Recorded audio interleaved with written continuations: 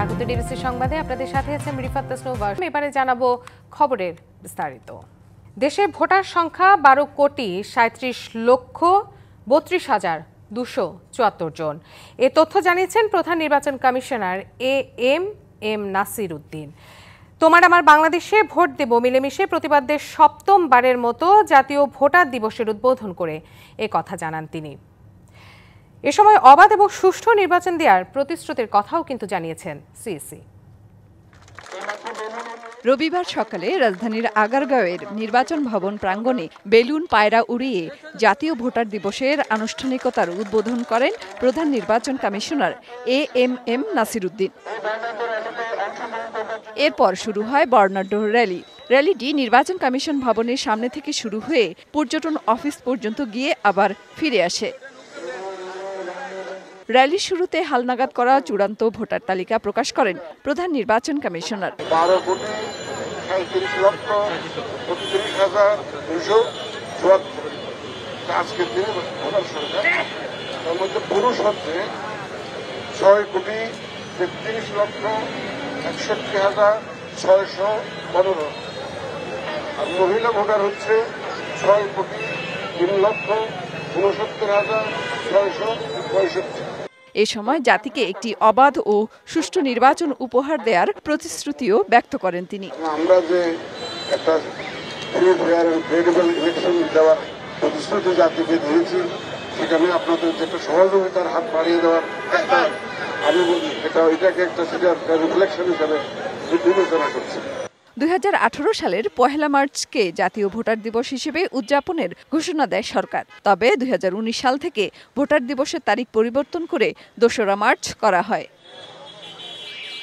মেহের মনি, DBC news, Dhaka.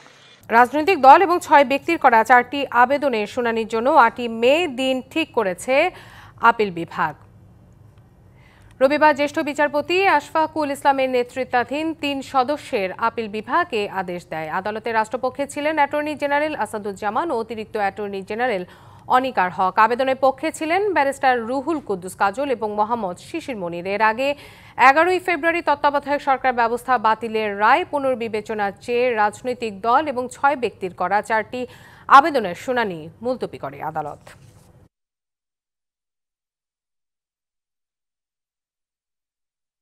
দল আর গোষ্ঠীগত চিন্তার বাইরে গিয়ে এবার স্বাধীনতা পুরস্কার দেয়া হবে জানালেন আইন উপদেষ্টা ডক্টর আসিফ নজরুল। সকালে সচিবালয়ে জাতীয় পুরস্কার সংক্রান্ত উপদেষ্টা পরিষদের বৈঠক শেষে তিনি কথা বলেন। এর আগে র্যাবকেও স্বাধীনতা পুরস্কার দেয়া হয়, সেরকম আর এদেশে ঘটবে না। আর শিক্ষা উপদেষ্টা ডক্টর ওয়াহিদ উদ্দিন মাহমুদ জানান, এবছর এমন ব্যক্তিকে স্বাধীনতা পুরস্কার দেয়া হবে যাদের অবদান সমাজে অনন্য। স্বাধীনতা পুরস্কারও এমন মানুষকে দেওয়া হয়েছে তাদের তো জীবনব্যাপী যে অবদান, সেটা স্বীকৃতি হিসাবে এত বছর পরেও তারা কিন্তু কোনো পুরস্কার পাননি। কাজেই আপনাদের অনুমান করে নিতে হবে যে কি ধরনের আমরা মনোনয়ন দিয়েছি। আমরা এমন সব নাম সুপারিশ করেছি, আপনারা 21 পুরস্কারের দেখে আপনারা খুশি হয়েছিলেন, এই পুরস্কার দেখেও আপনারা আরো খুশি হবেন। বাজারে ভোজ্য তেলের কারসাজি কাটেনি, সরবরাহের প্রতিশ্রুতি রাখেননি মিল মালিকরা। ফলে ভোজ্য তেলের সংকটের মধ্যেই প্রথম রোজা পার করছেন রাজধানীবাসী। কারণ বাজারে জাতীয় ভোক্তা অধিকার সংরক্ষণ অধিদপ্তরের অভিযানে এমন চিত্র উঠে এসেছে। এদিকে বাজারে অভিযান না চালিয়ে মিল মালিকদের জবাবদিহির আওতায় আনার দাবি জানিয়েছেন খুচরা ব্যবসায়ীরা। তারা বলছেন 27 ফেব্রুয়ারি বাজারে ভোজ্য তেলের সরবরাহ স্বাভাবিক করার প্রতিশ্রুতি দিয়েছেন মিল মালিকরা। অভিযোগ তদন্ত করে দায়ীদের বিরুদ্ধে ব্যবস্থা নেওয়া হবে বলে জানিয়েছেন জাতীয় ভোক্তা অধিকার সংরক্ষণ অধিদপ্তরের মহাপরিচালক মোহাম্মদ আলী আক্তার খান।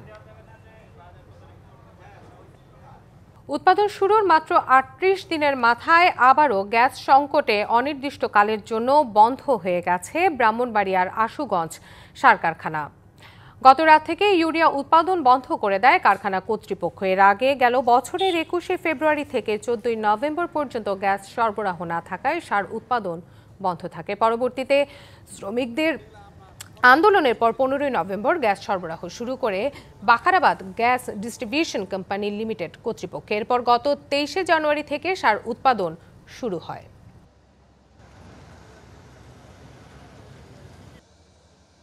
জামালপুরে বাসে থাকায় অটোরিকশার এক যাত্রী নিহত হয়েছেন। আহত হয়েছেন অটোরিকশায় থাকা বাকি ৩ জন যাত্রী। এ ঘটনার পর বিক্ষুব্ধ জনতা বাসটিতে আগুন ধরিয়ে দেয়। সকালে উপজেলার শরীফপুরে জামালপুর ময়মনসিংহ মহাসড়কে এ দুর্ঘটনাটি ঘটে। প্রত্যক্ষদর্শীরা জানান, সকালে ময়মনসিংহ থেকে ছেড়ে আসা রাজীব পরিবহনের একটি বাস জামালপুরের দিকে যাচ্ছিল।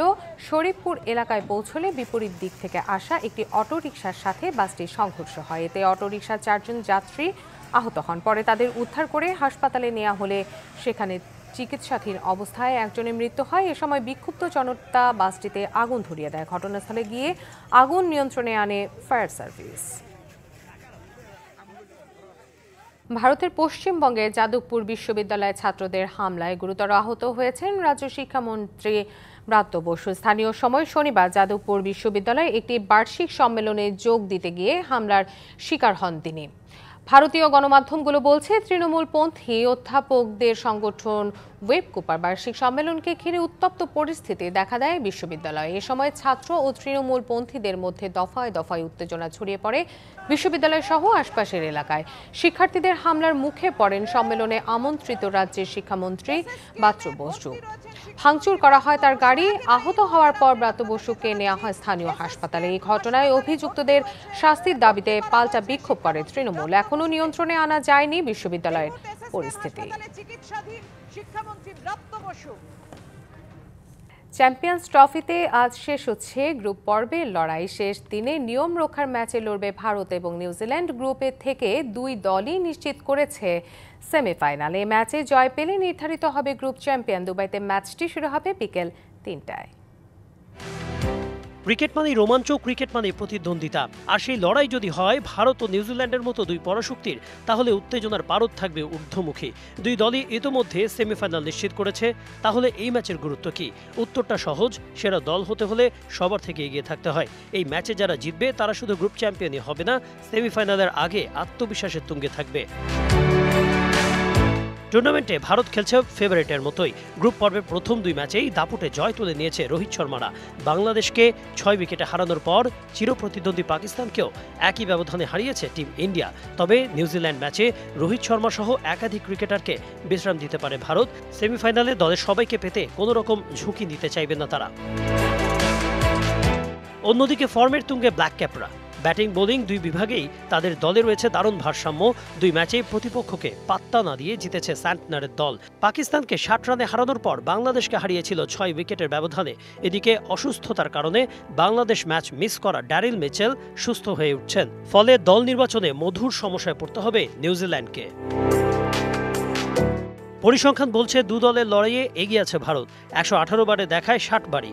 শেষ হাসি হেসেছে কোহলি, রোহিতরা। আর সবশেষ 5 দেখায় একটিতেও জয়ের মুখ দেখেনি কিবিরা। তাই এগিয়ে থেকেই এই ম্যাচে নামবে টিম ইন্ডিয়া। তবে পরিসংখ্যান যাই হোক কিংবা হোক নিয়ম রক্ষার ম্যাচ, এই ম্যাচটা 2 দলের জন্যই আত্মবিশ্বাস বাড়ানোর। তাই সেমিফাইনালের আগে এই ম্যাচটা ঘিরে বাড়তি আগ্রহ 2 দলের সমর্থকের।